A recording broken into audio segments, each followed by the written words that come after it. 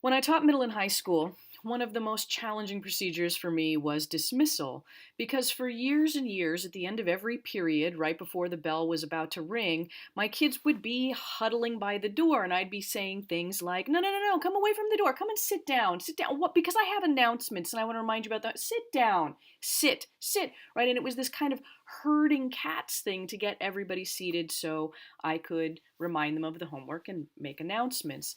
So this rubric works very similar to the lining up rubric for the elementary school, in that you break your students into 5 lines of chairs or 5 table groups, and you number each one from 1 to 5.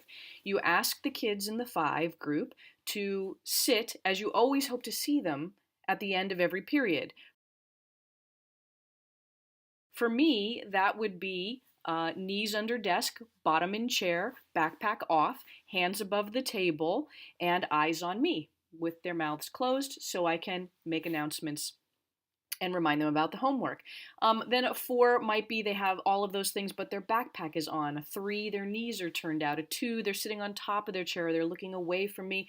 Ones would be huddled by the door. Right? So then we debrief. Why is this a 5? Why is this a 1? What's the difference between a 5 and a 4?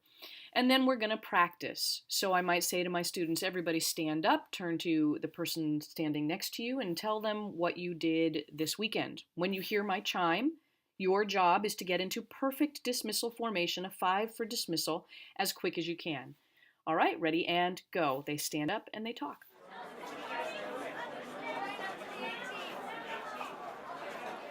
I play my chime and they sit down, trying to match the 5 as quick as they can. And then we'll try it in real time at the end of the period. So these images are from a 9th grade classroom, and you can see they follow pretty much the rubric I just described. These images would be above the teacher's whiteboard or at the front of the room somewhere. The visuals do the reinforcement for me so that I don't have to use my voice to reinforce what needs to happen before I will make my announcements.